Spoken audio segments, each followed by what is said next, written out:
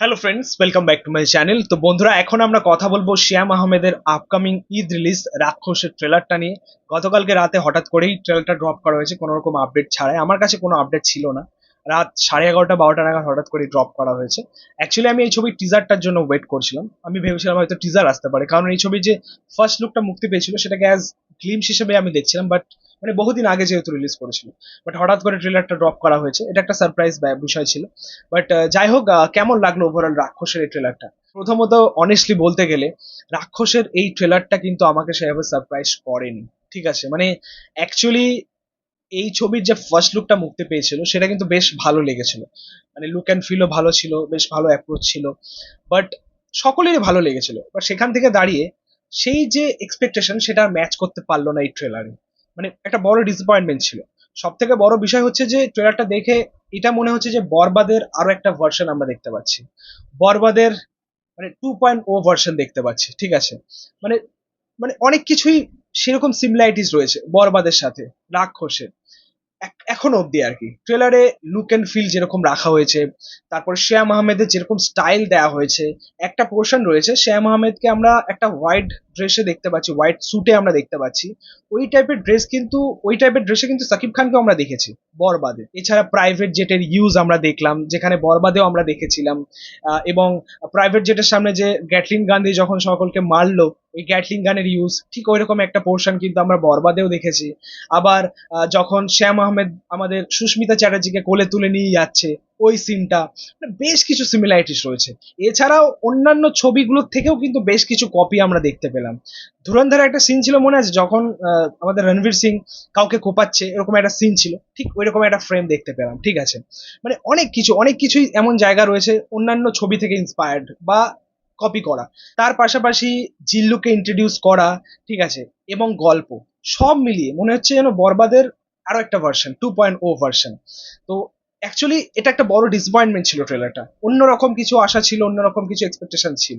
ঠিক আছে, এছাড়া আরো একটা বিষয়, এই ট্রেলারটার মধ্যে এমন কিছু বিষয় দেখানো হয়েছে যেটা হয়তো একটা সমস্যা ক্রিয়েট করতে পারে। ঠিক আছে, বরবাদ নিয়েও কিন্তু মেকার্সদের একটা সমস্যার মুখে পড়তে হয়েছিল, সেটা তোমরা দেখেছো। বরবাদ নিয়ে কিন্তু অনেকে বয়কট করেছিল, মানে এমন কিছু ব্রুটালিটি বা ভায়োলেন্স দেখানো হয়েছিল। আর সব থেকে বড় বিষয় হচ্ছে এটা, যে এমন কিছু বিষয়বস্তু রয়েছে ট্রেলারটার মধ্যে, আমার মনে হয় যে মেহেদী হাসান হৃদয়ের কাছে সেটা বেশ নর্মাল। বাট বিষয়টা কিন্তু অতটা নর্মাল নয় ভাই। মানে এই যে জিনিসগুলো, এই জিনিসপত্রগুলো হয়তো সমাজে একটা নেগেটিভ ইম্প্যাক্ট তৈরি করতে পারে। মানে আমি কি দেখাচ্ছি সেটা সমাজে কিরকম ইম্প্যাক্ট দেবে, এটা একটা ধারণা রাখা উচিত। ঠিক আছে, মানে এমন এমন কিছু পোর্শন, মানে এই যে ফাকিং বলা বা সেক্স নিয়ে কিছু কথা বলা, বা এমন কিছু খিস্তি দেওয়া যেটার অ্যাকচুয়ালি মিনিংলেস মনে হয়। ঠিক আছে, একদম ঠিক কথা যে সন্দীপ রেড্ডি ভাঙ্গাকে হয়তো সে কপি করতে চাইছে, বাট সন্দীপ রেড্ডি ভাঙ্গা যে ইউজ করে বিষয়টাকে, মানে যেভাবে সে দেখায়, তার পেছনে কিন্তু একটা রিজন থাকে যে হ্যাঁ, এটা যাচ্ছে, এটা সিনের সাথে যাচ্ছে বা এটা মুভমেন্টের সাথে যাচ্ছে। আমার মনে হয় যে এখানে মেকার্সদের এই ব্রুটালিটি ভায়োলেন্সের উপর বেশি ফোকাস না করে গল্পটার উপর একটু জোর দেওয়া উচিত ছিল। মানে ট্রেলার লেভেলে যা দেখে মনে হচ্ছে, গল্পটার উপর একটু জোর দেওয়া উচিত ছিল। শ্যাম আহমেদের চরিত্রটার উপর একটু ফোকাস করা উচিত ছিল। শ্যাম আহমেদ কিন্তু একটা ভালো পারফর্মার আমি মনে করি, কারণ তার লাস্ট রিলিজ ছিল জঙ্গলি। জঙ্গলি, সত্যি বলতে জঙ্গলির ক্লাইম্যাক্স দেখে আমার চোখ থেকে জল বেরিয়ে গেছিল। এবং ওভারঅল সিনেমাতে শ্যাম আহমেদ খুব ভালো পারফরমেন্স করেছিল। এবং ওই জঙ্গলির লুকটাকেই কিন্তু আবার সেভাবে আনা হয়েছে আর কি এই ছবির মাধ্যমে। সো এই চরিত্রটার একটু অন্যরকম ভাবে প্রেজেন্ট করা যেতে পারতো। এবং ভিএফএক্স এর কাজ খুব বাজে হয়েছে। ঠিক আছে, মানে একটা লাস্টে যে ব্লাস্টের যে দৃশ্যটা আমরা পেলাম, সেটা পুরো একদম কার্টুনিশ লাগছে বিষয়টা। ঠিক আছে, প্রিন্সেরও এরকম ভিএফএক্স এর কাজ হয়েছে। তো এগুলোর উপর একটু ফোকাস করা উচিত ছিল। ঠিক আছে, এছাড়া এই ট্রেলার জুড়ে যে ডায়লগগুলো আমরা পেলাম সবকটাই ননভেজ ডায়লগই ছিল। বাট সত্যি বলতে একটা ডায়লগে কিন্তু ওয়ার্ক করলো না, খুব একটা ক্যাচি লাগলো না শুনতে। শ্যাম আহমেদের যেরকম কাজ পেলাম আর কি, ডায়লগ ডেলিভারি যেরকম পেলাম, ওভার দ্য টপ যাচ্ছিল। ঠিক আছে, অ্যাকচুয়ালি ডায়লগ ডেলিভারির মধ্যে যদি পাওয়ার থাকে, ডায়লগ শুনতে ভালো লাগে, ক্যাচি লাগে, বাট এই ক্ষেত্রে কিন্তু একটা ডায়লগও ওয়ার্ক করলো না। ওই ডোন্ট ফাকিং সাউট, তারপরে জিল্লু খাইয়া দে, এগুলো সত্যি ওভার দ্য টপ লাগছিল। ঠিক আছে, কিন্তু হ্যাঁ, অবশ্যই এই ট্রেলার জুড়ে এতগুলো নেগেটিভ দিক থাকতেও পজিটিভ দিকও কিন্তু রয়েছে। আমার যেগুলো মেনলি ভালো লেগেছে অ্যাকচুয়ালি অ্যাকশন দিকটা। অ্যাকশনের প্রেজেন্টেশন এখনো পর্যন্ত ট্রেলার লেভেলের কাজ দেখলাম, বেশ ভালোই লাগলো যেভাবে ডিজাইন করা।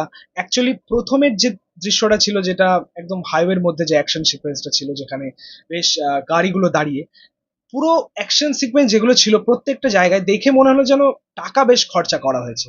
ওভারঅল টিজার জুড়ে কিন্তু, ট্রেলার জুড়ে কিন্তু এটা ফুটে উঠেছে, ঠিক আছে, যে মেহেদী হাসান এই ছবির মধ্যে টাকা খরচা করেছে, ঠিক আছে। মানে রিয়েল এনার্জি প্রোডাকশন হাউস, যেটা বরবাদের প্রোডাকশন হাউস ছিল আর কি, সেখানেও বেশ টাকা খরচা করা হয়েছে, এই ছবিতেও কিন্তু বেশ টাকা খরচা করা হয়েছে। বাট আলটিমেটলি যে ফাইনাল প্রোডাক্ট সেটা কিন্তু আর মানে সেই জায়গায় সেই লেভেলে এলো না, ঠিক আছে। অ্যাকচুয়ালি বাজেটটাই যে সবকিছু নয় সেটা কিন্তু প্রমাণিত হলো, ঠিক আছে। মানে চোখ বন্ধ করে একটা প্রোডাক্ট রেডি করা, চোখ খুলে একটা প্রোডাক্ট রেডি করা, এই দুটোর মধ্যে কিন্তু মানে আকাশ পাতালের ডিফারেন্স তোমরা দেখতে পাবে, ঠিক আছে। সো অ্যাকচুয়ালি মনে হলো যেন চোখ বন্ধ করে যেন একটা প্রোডাক্ট রেডি করে, হ্যাঁ পয়সা আছে, যা ইচ্ছা তাই করে নাও, ঠিক আছে। বাট যাই হোক, ওভারঅল রাক্ষসের এই ট্রেলারটা আমার সেরকম লাগেনি, আমার সেই এক্সপেকটেশন ফুলফিল করতে পারিনি।